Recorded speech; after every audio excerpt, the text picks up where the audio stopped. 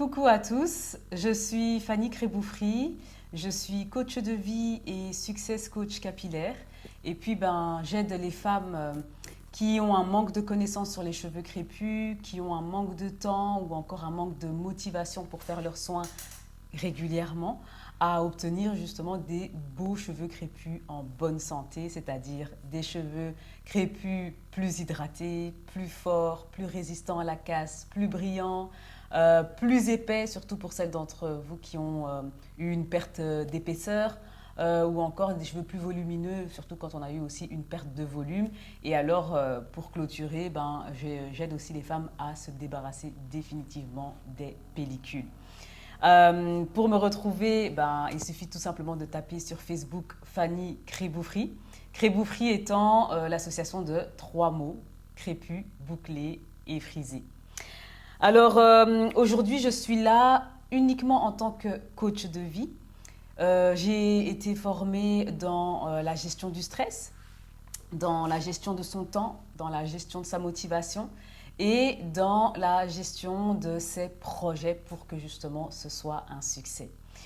Alors, avant de te passer la parole pour que tu puisses te présenter, je tiens quand même à préciser que c'est mon premier interview, que je suis assez stressée. Et malgré le stress, en tout cas, et bien que je suis stressée, je suis aussi très contente d'être avec toi. Parce que ça fait maintenant 5 jours que je t'ai accompagnée. Et j'ai pu voir aussi à quel point tout ça t'a tourmenté. À quel point ça a été vraiment une réelle épreuve pour toi. De garder tout ce que tu vas nous raconter aujourd'hui. Et ça a été au point même d'avoir de moins en moins de sommeil au fur et à mesure que les nuits passaient, jusqu'à ne plus être en mesure de dormir la nuit. J'en suis moi-même témoin et du coup, ça me fait d'autant plus plaisir aussi d'être là avec toi parce que tu t'es dépassé pendant ces 5 jours. Lorsque je coach mes clientes, ça se fait généralement à raison de 1 heure par semaine.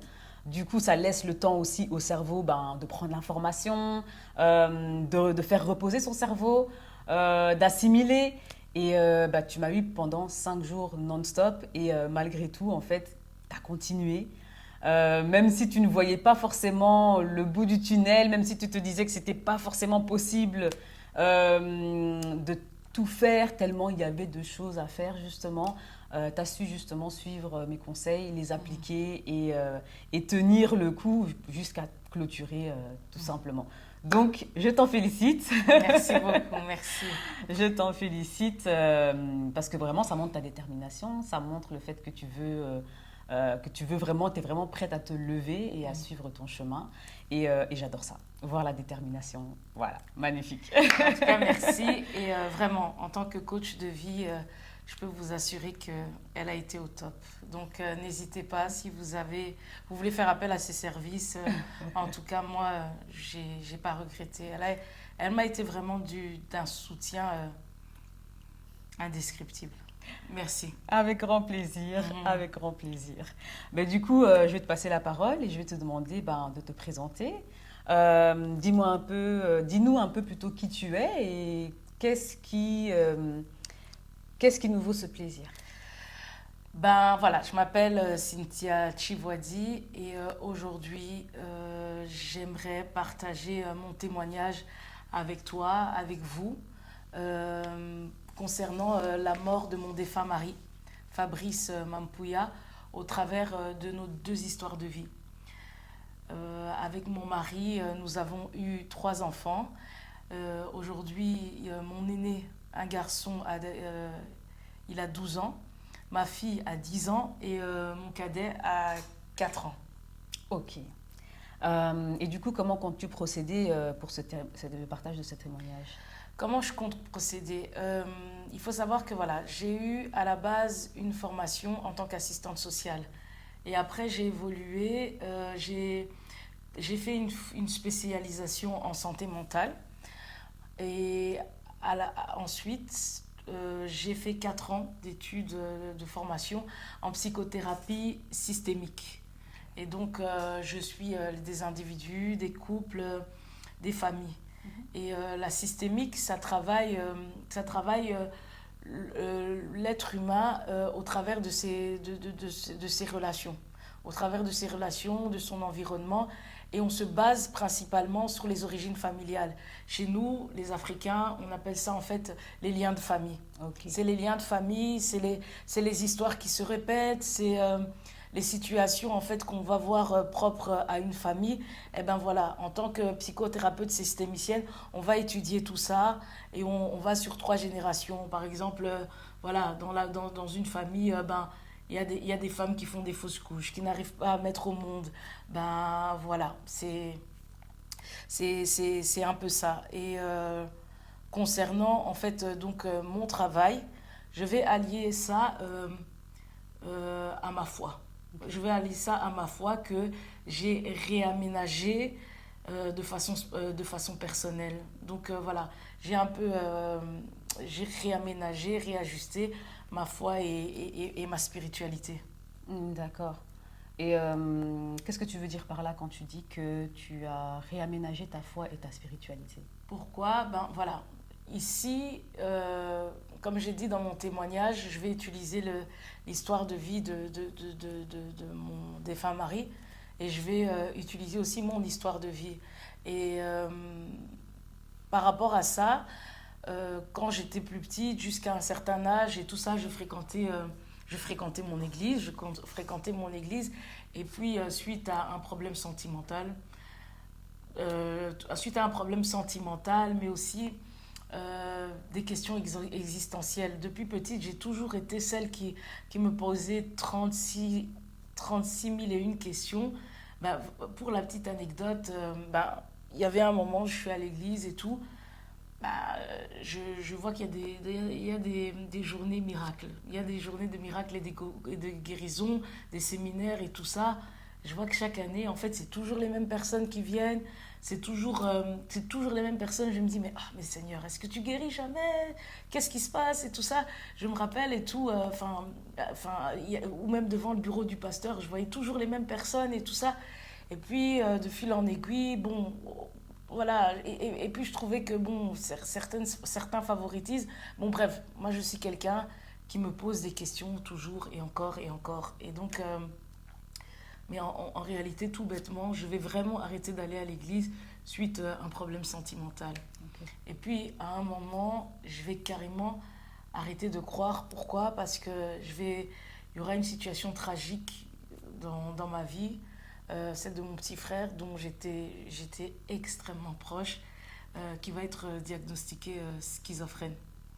Et donc là, voilà, ma foi, je ne vais carrément plus croire.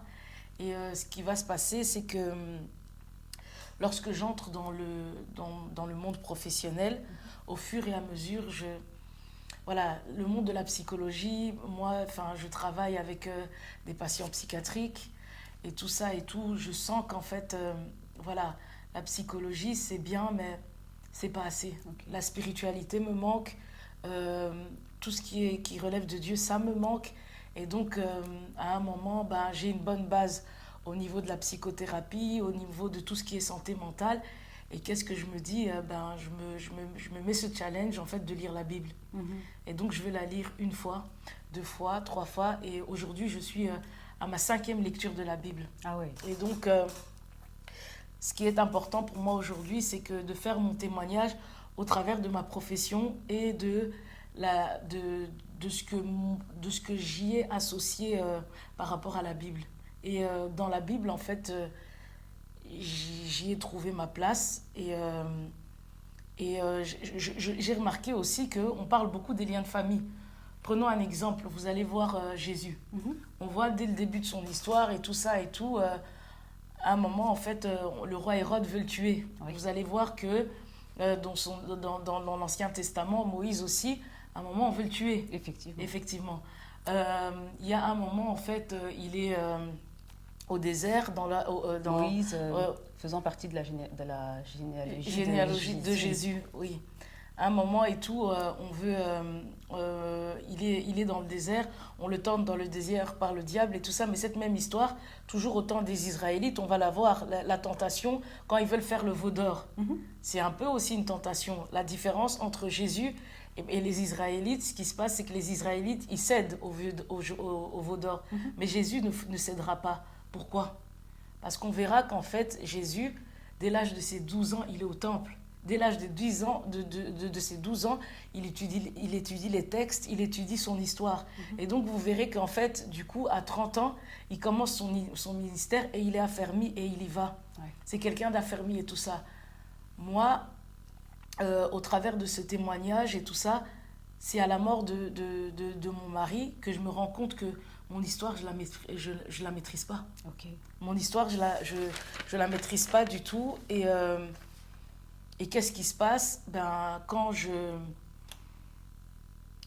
suis au moment du deuil et tout, je vis tout un tas de choses qui vont littéralement me bouleverser. Ok. Oui. Et du coup, ton mari est mort il y a combien de temps? Et du coup, pourquoi en parler maintenant? Mon mari, il est mort il y a 3 ans. Il est mort il y a 3 ans.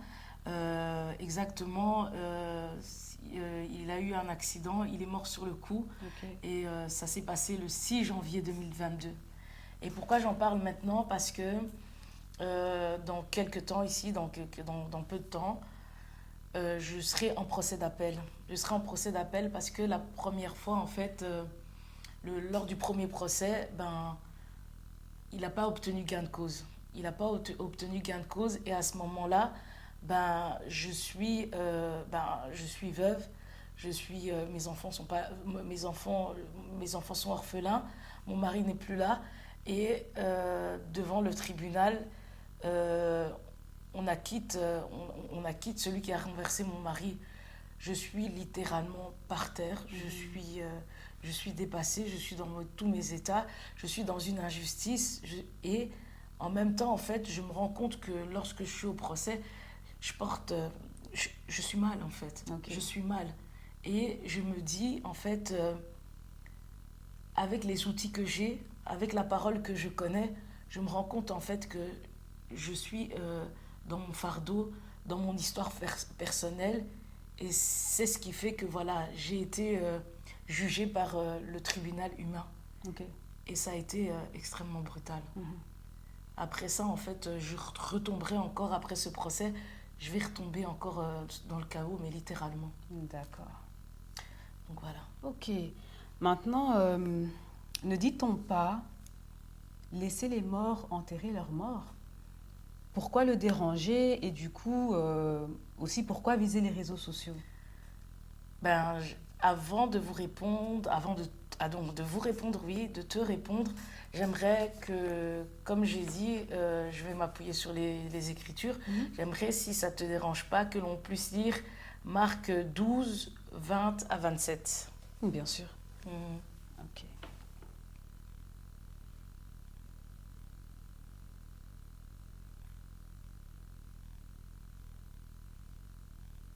Alors, Marc 12, versets 20 à 27. Or, il y avait 7 frères. Le premier se maria et mourut sans laisser de prospérité. Le second prit la veuve pour femme et mourut sans laisser de prospérité. Il en fut de même pour le troisième, et aucun des 7 ne laissa de prospérité. Après eux tous, la femme mourut aussi.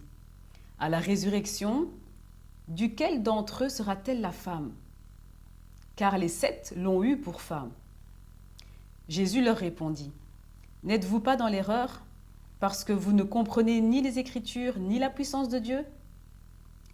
Car à la résurrection des morts, les hommes ne prendront point de femmes, ni les femmes de mari, mais ils seront comme les anges dans les cieux.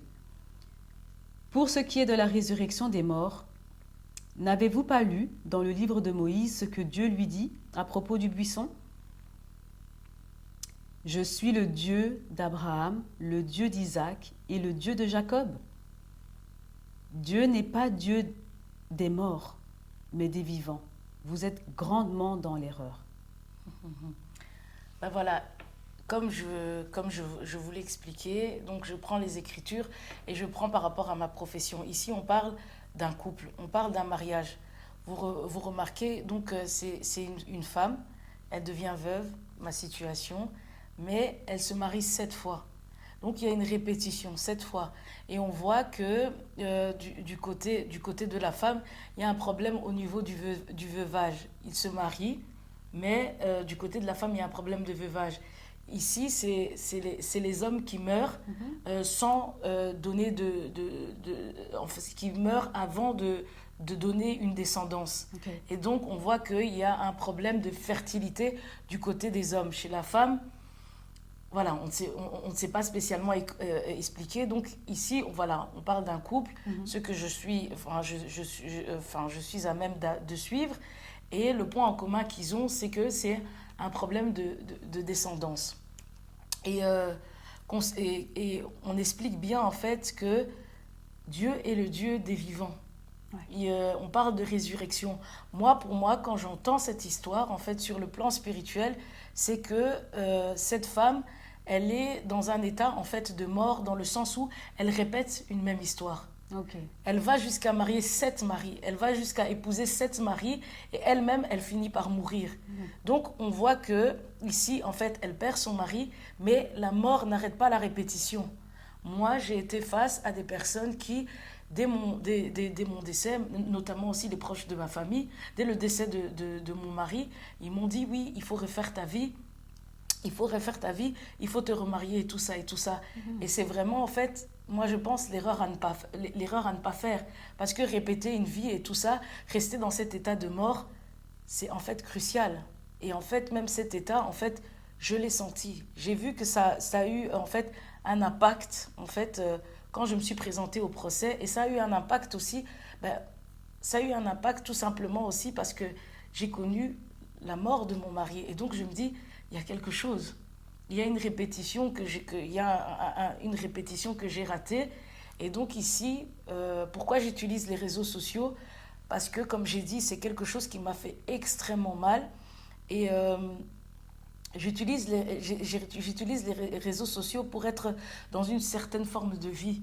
Parce que je me suis sentie morte, en fait, quand j'étais dans le procès. Ok. Et on sait très bien qu'en fait, une résurrection passe par la repentance.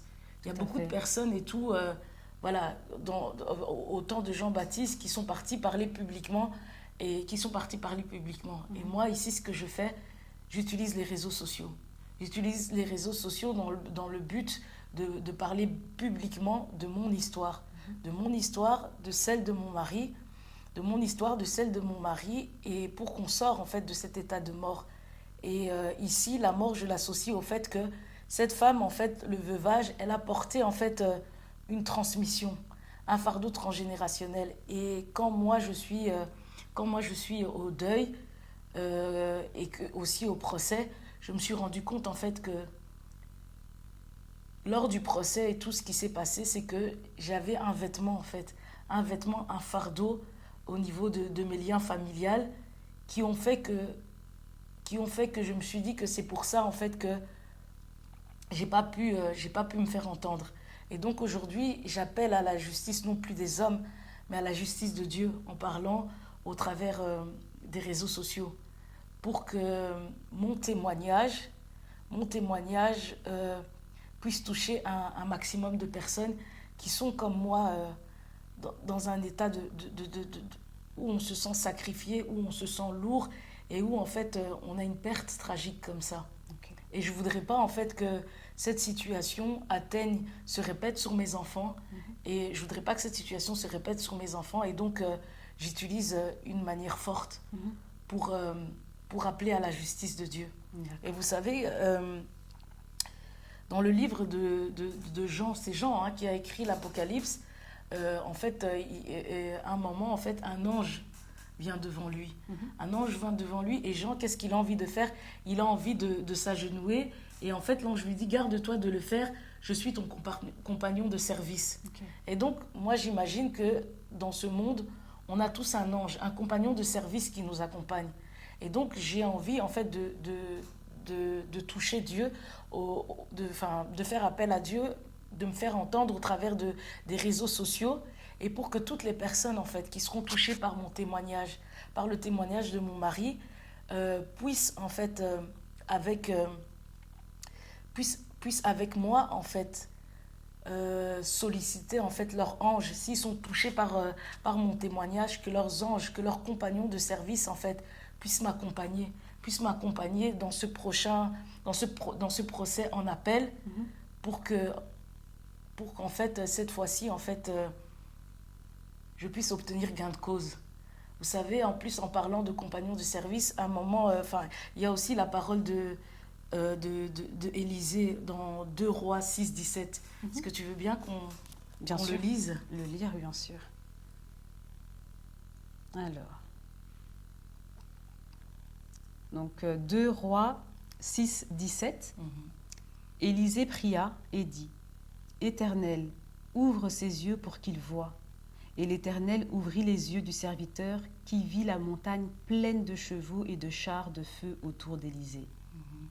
Et donc les chevaux, les chars, c'est une armée céleste.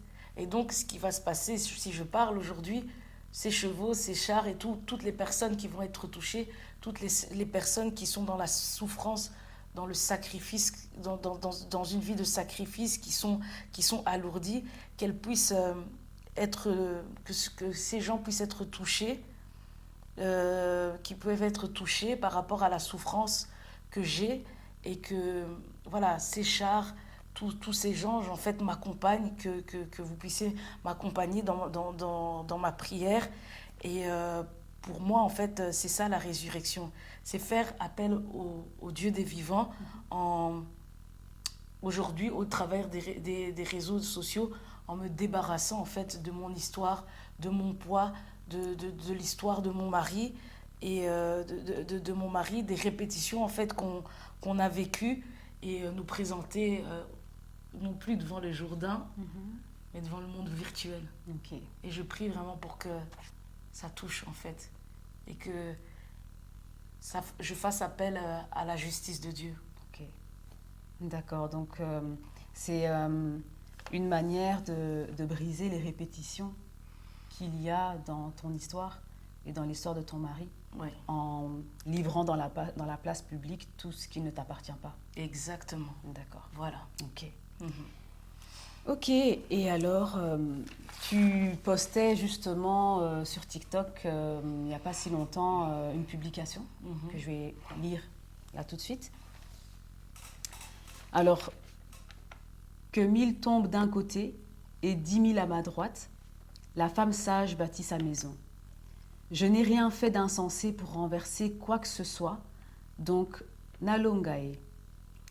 Que le Dieu de toute gloire... Je sais, mon lingala n'est pas super. Que le Dieu de toute gloire soit à nos côtés. L'air est au live. Je raconterai bientôt, si Dieu me prête vie, la gloire de l'Éternel qui m'a fortifiée depuis sa mort jusqu'à aujourd'hui. Mon expérience, mon témoignage de tous les jours. Fa disait que je n'étais pas courageuse, mais que j'étais grave déterminée. Mais j'ai appris à me nourrir de courage. Ton corps n'est plus, mais la chair de ta chair, par la sagesse du Très-Haut, te rendra justice. Toponani pambate. Oui. En fait, oui, par rapport à ce texte, je dis la femme sage bâtit sa maison. Je dis que je n'ai rien fait d'insensé pour renverser quoi que ce soit. Mais au final, en fait, après 3 ans après, en fait, je me rends compte que j'ai fait quelque chose d'insensé. J'ai été insensée dans le sens où, en fait, je suis sortie de ma maison en n'étant pas femme. Parce que pour moi, en fait, une femme, c'est une personne, en fait, qui a su travailler ses répétitions. Okay. Même si, en fait, je pensais avoir maîtrisé ce sujet, je me suis rendu compte que, déjà, en fait, par le simple fait que mon mari soit décédé, maintenant, vous allez me dire, est-ce que les gens meurent et tout ça, voilà. Mais je pense que, voilà, j'ai été insensée dans la mesure où j'ai manqué de sagesse, notamment dans mes liens. Et notamment dans mes liens. Et aujourd'hui, j'ai envie de parler de mon expérience. Et j'ai envie de parler de mon expérience par rapport à tout ça et bâtir en fait, et bâtir ma maison par rapport à ça. Parce que là, elle est sans dessus dessous. Ok. Mhm. Et du coup, il y a quelques jours, tu as mis justement cette publication où tu cites 1000, 10 000 Nalonga, qui veut dire justice. Cela semble un peu être un règlement de compte. Est-ce que c'est le cas? Non, je suis pas dans le règlement de compte, mais en vérité, c'est un fait. En fait, en vérité, c'est un fait. En fait, déjà, en fait, avant la mort de mon mari, j'ai eu à vivre en fait des situations difficiles pendant et même en fait jusqu'aujourd'hui je multiplie les cauchemars, je dors difficilement. J'ai aussi des situations que je vis très mal, et donc quand je dis que 1000 tombent à ma gauche, 10 000 tombent à ma droite, si les textes l'écrivent, c'est que c'est un fait. Et il faut savoir que voilà, si on parle sur le plan familial, une famille en fait aussi dans le jargon de ma profession, pour caricaturer, une famille c'est un peu plusieurs membres qui portent et qui jouent la même histoire. Et donc moi en fait ma façon en fait de kolonga, c'est que c'est qu'en fait en tant qu'épingle je puisse sortir du jeu. Ok. En tant qu'épingle, que je puisse sortir du jeu. Et je pense encore à un autre texte de Matthieu 4, verset 16. Ok, Si tu es d'accord qu'on puisse le lire. bien sûr.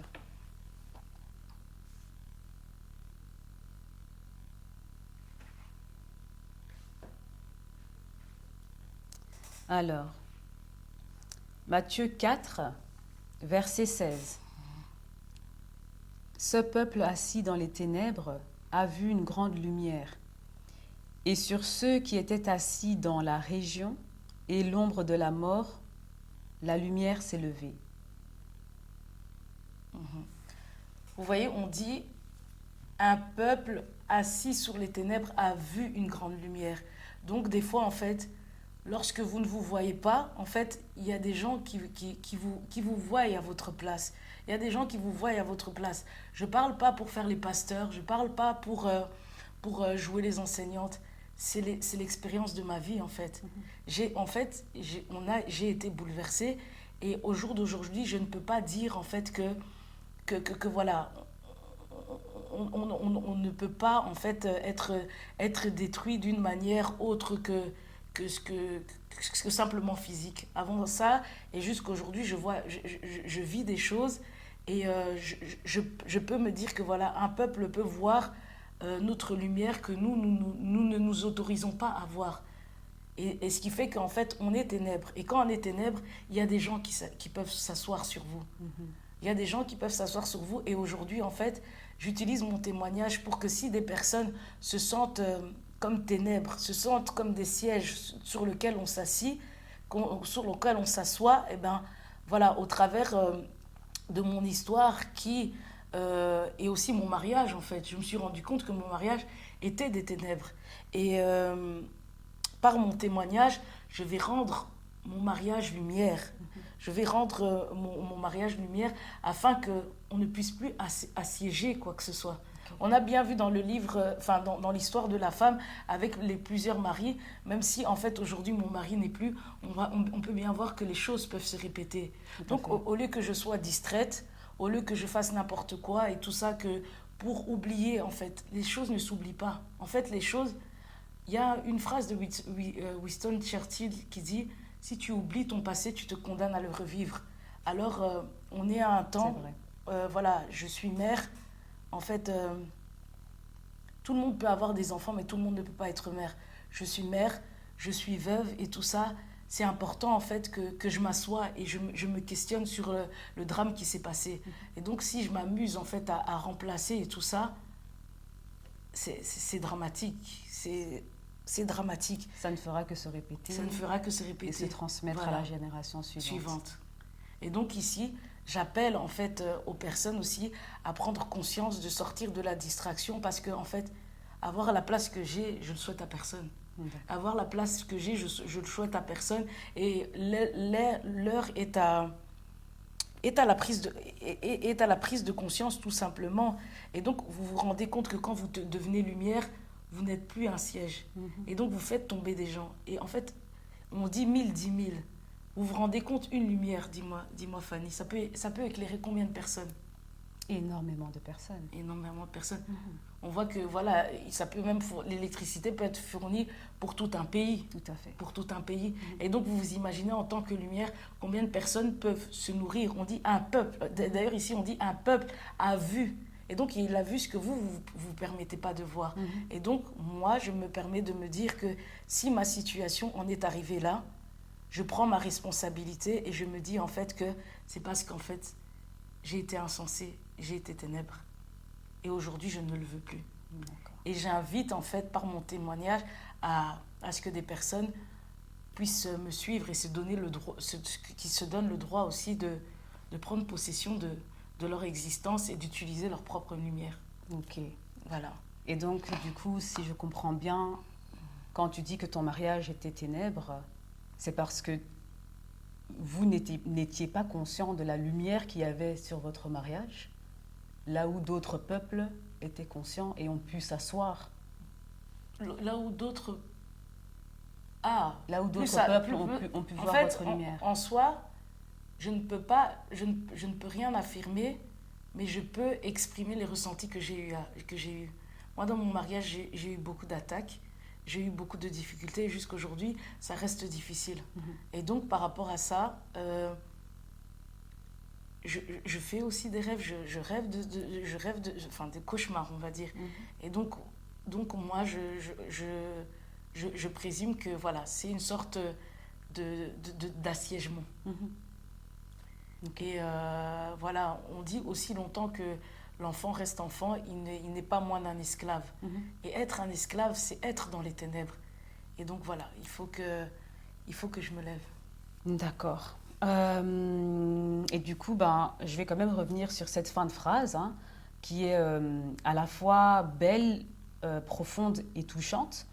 Là où tu dis, tu as écrit plutôt « Ton corps n'est plus, mais la chair de ta chair, par la sagesse du Très-Haut, te rendra justice ». Cela semble également marquer cette soif de justice et j'irais même un peu plus loin, cette soif de vengeance. De vengeance. Non, si je parle de vengeance, c'est comme si, je dis, je reçois des attaques et tout ça, mais je n'en veux pas à ces personnes. Je m'en veux à moi-même. Je m'en veux à moi-même, mais je m'en veux, mais sans avoir spécialement de regrets, parce que voilà, on apprend toujours, on apprend chaque jour, et aujourd'hui, je suis quand même fière parce qu'aujourd'hui, mieux vaut tard que jamais. Il y a des gens qui meurent ignorants. Et voilà, je suis à ce stade-ci. Et donc, la vengeance, c'est plus dans le sens où j'ai perdu mon âme, j'ai perdu mon cœur, j'ai perdu mon ami. Et cette vengeance, c'est par rapport à ça. Cette vengeance, c'est par rapport à ça. Et je me dois en fait de me lever la moindre des choses. Mais s'il fallait parler vraiment d'une réelle vengeance, je me dis que c'est pas ma place. On dit à Dieu la vengeance, c'est Dieu qui rétribue. Moi, dans mon cas, la seule chose, c'est que dans mon cas, la seule chose quand on parle de ici, son corps n'est plus, la chair de sa chair, j'ai envie. Tu connais l'histoire d'Adam et Ève? Oui. Qu'est-ce qui se passe en fait avant qu'il ait à créer, qu'on crée Ève? Qu'est-ce qui se passe pour Adam? Adam est endormi. Il est endormi. Mais on va même plus loin. Qu'est-ce qu'on dit?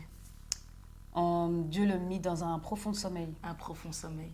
Et pour moi, ce profond sommeil, ça représente, j'associe ça à la mort. Parce qu'on dit, souvent on dit réveille-toi, toi qui dors, réveille-toi d'entre les morts. Et ici, mon mari est réellement mort. Il est réellement mort. Et en fait, quand il était dans le profond sommeil, qu'est-ce qu'on a fait pour créer Ève? On lui a retiré une côte. Une côte. Vous voyez qu'ici, on parle d'une mort physique. Et de l'autre côté, on part d'une côte. Mon mari est mort, physiquement, le corps n'est plus. Mais la côte, c'est aussi une sorte de mort. C'est le squelette, donc il n'y a pas de chair. Et en soi, juste si on fait arrêt sur image à ce moment-là, mon mari est mort, ça veut dire que moi, en fait, je ne suis qu'une côte. Je n'ai pas de chair. Je n'ai pas de chair. La chair, elle n'existe pas. Et du côté de mon mari, il n'y a plus de souffle. Donc, il y a quelque chose, il y a un lien de cause à effet qui fait que je n'existe pas. Et aujourd'hui, en fait, pour continuer, en fait, dans le verset, à un moment, en fait, quand il se lève, il dit, voici cette fois-ci, celle qui est l'os de mes os et la chair de ma chair. Okay. Et on dit, c'est pourquoi l'homme quittera son père et sa mère et s'attachera à sa femme, la chair de ma chair. Aujourd'hui, mon mari est mort et humblement, je dois dire que j'étais qu'un os. Donc j'étais mort. Il y a un lien. Et moi, je pense que voilà, au-delà des liens de famille et des répétitions, la veuve, là, on parle de cette histoire parce qu'en fait, il y a beaucoup de femmes qui, comme moi, ne se rendent pas compte de leur pouvoir de bâtir. Et aujourd'hui, oui, c'est vrai qu'il est mort et tout ça et tout, mais en tant que chair, on dit aussi que la parole se fait chair. Et donc aujourd'hui, je libère ma parole pour devenir une chair. Afin que, en fait, il faut que le sang de mon mari parle. Il faut que le sang de mon mari parle. En fait, en vérité, le conducteur a été acquitté, mais c'est une bonne chose, en fait. Parce que ça me donne l'occasion, en fait, ça me donne l'occasion de vraiment encore... Ça me donne l'occasion, en fait, de mettre Dieu à l'épreuve. Ça me donne l'occasion de mettre Dieu à l'épreuve. Et Dieu, en fait, se manifeste en fait, dans des choses banales. Parce que d'abord, on était au pénal, et là, on est descendu au civil. Mais en fait, c'est pas grave. Je me dis, en fait, c'est pas grave et tout ça. Avec, en fait, la parole que je libère ici devant le monde, devant tout le maximum de personnes, je me dis, en fait, que on va voir, en fait, si cette parole, elle est vivante. Et en libérant la parole au sens propre du terme, je vais voir si je vais faire parler son sang. Et vous voyez, on dit l'homme quittera son père et sa mère. Le père et la mère, ça sera en fait son histoire familiale vue sous mon angle, sous mon regard. Sous mon regard. Et en fait, du coup, je me dis qu'avec ma parole, avec l'histoire familiale vue sous mon regard, on sépare. Et en fait, son sang, moi j'ai envie de l'associer en étant devant les réseaux sociaux, on dit nous sommes les membres du corps du Christ. À partir du moment où je vais toucher des personnes par rapport à mon témoignage, à partir du moment où je touche des personnes, c'est des membres que je touche. Et donc son sang, en fait, je ne veux plus l'associer au sang du transgénérationnel, plus au sang des liens familiaux. Mais ici, en fait, quand je libère la parole en me basant sur les Écritures, en me basant sur Christ, je mets Dieu à l'épreuve et son sang, en fait, je l'associe au sang de la nouvelle alliance, au sang du Christ. Et donc, je veux que son sang, il crie jusqu'à Dieu. Tu connais un peu l'histoire de Caïn et Abel? Oui. L'histoire de Caïn et Abel, c'est Caïn qui tue son frère. Encore une histoire familiale. Encore une histoire familiale, les liens de famille. Et il tue son frère et tout ça. Mais juste avant, Abel, qu'est-ce qu'il va faire? Il va faire une offrande à Dieu. Il va faire une offrande à Dieu. Et de par cette offrande, qu'est-ce qui va se passer? Lorsque son frère le tue, Dieu va dire, le sang d'Abel crie jusqu'à moi. Et je me dis, en fait, on laisse naïvement les choses se faire. J'étais un os, j'étais insensé et tout ça. Aujourd'hui, je libère la parole et aujourd'hui, en fait, mon offrande, c'est de parler devant tout le monde. Okay. C'est de parler publiquement. Comme ça, en fait, comme le sang d'Abel. On dit que Dieu est le même hier, aujourd'hui et éternellement. Je veux, en fait, que, par ma parole, en fait, que le sang de Fabrice, que le sang de mon mari crie. Je veux que le sang, de mon mari crie. Et ici, en fait, je me rends compte que être une femme, c'est pas en fait, c'est pas la fête. Après avoir passé par le statut de veuve, Je me dis qu'être une femme, c'est pas faire la fête, c'est pas avoir la bague au doigt, c'est pas être dans une maison, la construction, le bâtiment. La sagesse, c'est un état d'esprit. C'est un état d'esprit. Et ici, en fait, quand vous n'êtes pas dans un raisonnement, un bon état d'esprit, vous vous rendez compte que votre état d'esprit est toujours celui de votre maison d'enfance. Et vous n'êtes pas une côte, vous n'êtes pas une chair. Vous êtes en fait dans le bâtiment, vous avez mis la bague, vous avez fait la fête et tout ça et tout, mais vous êtes qu'un os. Vous êtes qu'un os. Et donc, ici, je peux parler de mon témoignage en mobilisant un maximum de femmes et un maximum de personnes, parce que malheureusement et tout, souvent en fait, on peut rentrer dans les mariages. Nous, les Africaines, souvent... on va en fait démunis, on nous apprend très peu de choses. Et souvent, c'est sur le tas qu'on nous fait rentrer dedans. Donc, en même temps, voilà, j'ai envie de mobiliser beaucoup de femmes parce que dans tout ça, en fait, tu rentres, t'es un enfant et finalement, il y a beaucoup de gens qui s'approprient en fait ton ménage, qui s'approprient des choses, enfin aussi dans les membres de famille et tout ça et tout. Et ça, en fait, il faut que ça cesse, en fait. Ah oui. Et en soi, cela n'est possible que parce que lors du mariage, il y a eu une séparation physique, mais il n'y a pas eu tout le travail mental derrière. Exactement. Voilà. Et c'est ça qui est en soi insensé. Oui. Et aujourd'hui, vraiment, pour reprendre les termes non pas bibliques, mais qui sont propres à mon parcours personnel, aujourd'hui, mon offrande, c'est de raconter sa vie, son décès, au travers de mon histoire personnelle. Ok, très bien. Ouais. Très bien, très bien. Ok, on va faire une petite pause.